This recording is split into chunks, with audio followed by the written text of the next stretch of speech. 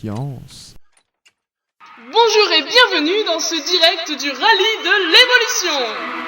L'espèce qui remportera ce rallye se verra attribuer le trophée de l'évolution, qui récompense l'espèce la plus évoluée. Et voici maintenant les concurrents en lice. Ces terribles reptiles vous fileront la chair de poule. Leurs plumes aiguisées ont fait trembler le monde entier. Ce sont les dinosaures. Ils ont le sang chaud mais la tête froide et ils vous feront hérisser le poil. Ce sont des hommes de fer, des chemins de fer, ce sont les mammifères. Petits mais costauds, mous du dos mais durs en affaires, les invertébrés.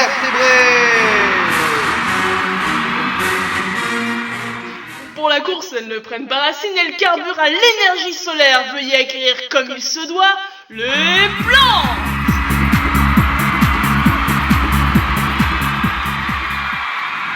Attention au départ. 3, 2, 1, c'est parti!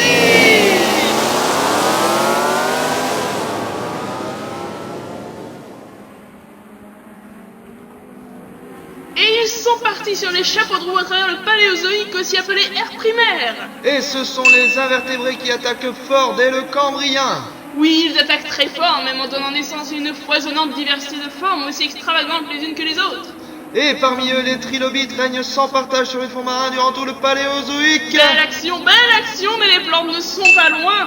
En effet, il semble que des algues unicellulaires étaient déjà présentes il y a 2 milliards d'années, bien avant les premiers trilobites. Ah, mais nous arrivons à l'époque de la sortie des eaux. Au Dévonien, les ancêtres des dinosaures quittent le milieu aquatique et conquièrent le milieu terrestre.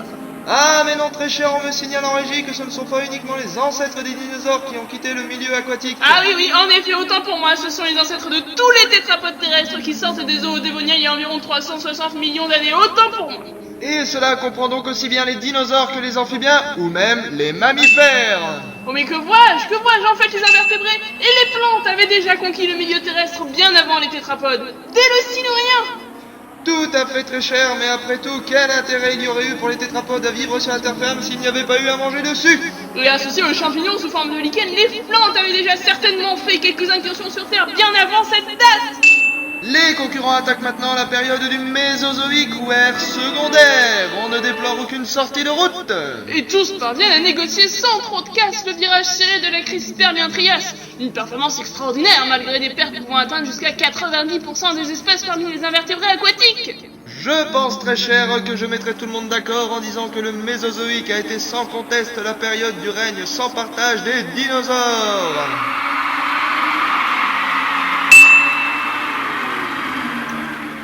Certes, mais les plantes avaient déjà pris une belle avance en donnant naissance à des formes géantes dès le Carbonifère, plus de 50 millions d'années avant l'apparition du premier dinosaure.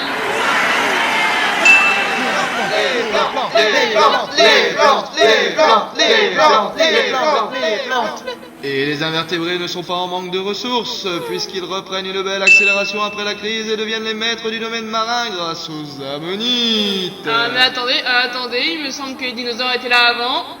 Ah mais non, ceux-ci, ce sont des reptiles marins, des reptiles géants qui n'ont de dinosauriens que l'allure. Ah, c'est exact, on me le confirme en régie. Les reptiles marins ne sont pas des dinosaures, c'est donc une belle occasion manquée de prendre une belle avance. De leur côté, les mammifères semblent souffrir d'une avarie technique. Eh bien oui, bien que leur lignée soit apparue en même temps que celle des dinosaures, il y a près de 300 millions d'années, il semble qu'ils aient beaucoup moins bien supporté la crise Permien-Trias. Ils ont du plomb dans le moteur, les mammifères, ils auront du mal à remonter le peloton. Eh oui, mais c'est avec bonheur qu'on les voit rattraper tant bien que mal leur retard durant le Mésozoïque en les voyant s'adapter aussi bien en mode de vie aquatique qu'au vol plané. Oh mais que vois-je, c'est extraordinaire. Dans la dernière ligne droite avant la fin du Mésozoïque, une magnifique poussée conjointe des insectes et des végétaux. Mais oui, c'est l'apparition de la pollinisation. En parfaite coordination, ils inventent les plantes à fleurs et les insectes pollinisateurs, c'est incroyable. Oh mais regardez là-bas, les dinosaures évoluent encore et au Crétacé, c'est l'époque des géants. Très belle offensive de la part des dinosaures qui voient alors leurs formes les plus célèbres apparaître, comme les grands carnivores Carcharodontosaurus et Spinosaurus, ou bien encore celui qu'on ne présente plus, le tyrannosaure. C'est vraiment un jeu très agressif que nous proposent ces dinosaures du très très beau sport. Les mammifères vont-ils se contenter de subir ces assauts? Tiendront-ils la rampe? Splendide action des mammifères qui profitent de ce sursaut de diversité dinosaurienne pour en manger quelques-uns au passage. Tout est bon à prendre quand il s'agit de survie. Et c'est aussi au Crétacé qu'apparaissent les premiers représentants des familles de mammifères placentaires. Les mammifères ne se laissent pas devancer comme ça. Attention car les concurrents s'approchent maintenant du dangereux virage de la Criscatée. Attention, ça va être très serré pour tout le monde. Oh bon sang, mais qu'est-ce qui se passe? Sortie de route, c'est une sortie de route. Les dinosaures lancés à pleine vitesse quittent la piste. Je crains que la course ne soit finie pour eux. Et c'est l'hécatombe pour tout le monde, même les mammifères et les plantes, les invertébrés aussi, ils en prennent tous pour leur grade. Heureusement pour eux, certaines espèces en échappent tout de même. Quelle cruelle fin de course tout de même pour ces formidables dinosaures. Mais la course continue, notamment pour les mammifères qui profitent de la disparition des grands reptiles pour opérer une avancée colossale et rattraper leur retard. Ils se diversifient et s'adaptent au milieu aérien, terrestre et aquatique. Oh, mais attendez, que vois-je? C'est extraordinaire, c'est formidable, c'est exceptionnel. Ce sont les dinosaures qui reviennent. Revenus tout droit depuis le Jurassique, les oiseaux, un groupe jusqu'alors discret de dinosaures remonte le peloton. Oui, je les vois, c'est incroyable, ils remontent avec une vitesse ahurissante et donnent naissance à plus de 10 000 espèces, 2 fois plus que de mammifères. Tout à fait, mais vont-ils tenir la rampe face à leurs concurrents les mammifères? Je n'en suis pas certain. Eh bien, détrompez-vous, car ils s'adaptent comme les mammifères au vol bien sûr, mais aussi à la vie terrestre et aquatique. Dinosaures. Ah, mais c'est sans compter, juste dans la dernière ligne droite, juste à la fin du Cénozoïque, l'apparition dans le rang des mammifères des premières espèces intelligentes, les êtres humains. Toutefois, je crains que cette poignée d'espèces humaines ne fasse pas le poids devant les légions rampantes d'insectes. 1 million d'espèces répertoriées, certainement 30 fois plus restant à découvrir, et toutes débarquent fourmis en tête jusque dans nos maisons. En effet, très cher, c'est extrêmement serré. Tout ça va se jouer à la photo finie. Non mais regardez, un nouveau concurrent a fait son apparition.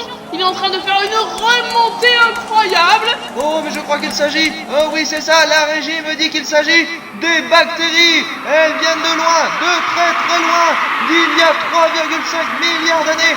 C'est énorme. On ne les avait même pas vu démarrer. Et elles font une remontée fulgurante. Certaines d'entre elles, les cyanobactéries, sont les premiers organismes à apparaître et dont on a des traces fossiles datées de plus de 3 milliards d'années. Et c'est grâce à l'activité de ces bactéries que notre atmosphère contient de l'oxygène. Il y a 2 milliards d'années, les bactéries deviennent indispensables aux autres organismes vivants. Elles deviennent les mitochondries, essentielles à la respiration, et les chloroplastes des plantes, essentielles pour la photosynthèse. Mais si certaines vous permettent de vivre, d'autres peuvent vous terrasser en un clin d'œil, comme la peste par exemple.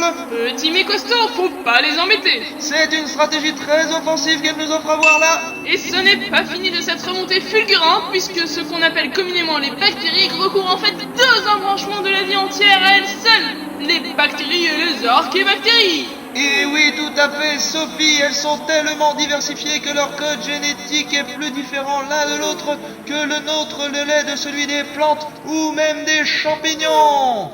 Rien ne semble pouvoir les arrêter. Et non, et surtout pas l'eau bouillante ou même encore des doses de radioactivité qui nous terrasseraient. Les bactéries s'accommodent de tout, même des métaux comme le mercure et l'or que certaines espèces sont capables de métaboliser. Et c'est maintenant le moment du sprint final, l'heure où tout va se jouer, et c'est une parfaite égalité. Une parfaite égalité qui nous apprend que toutes les espèces sont sur la plus haute marche de leur propre podium. Qu'importe-t-il à une mouche d'être intelligente alors qu'elle pond pas moins de 500 œufs 15 jours à peine après sa naissance? Seriez-vous meilleur nageur qu'un crocodile parce que vous avez le sang chaud et pas lui? Nous avons tous parcouru autant de chemins évolutifs depuis notre dernier ancêtre commun, une cellule unique qui vivait il y a presque 4 milliards d'années. Et chaque espèce est donc devenue imbattable sur son propre terrain. Il n'y en a pas de plus évolué que d'autres. Il n'y a pas d'espèce dominante.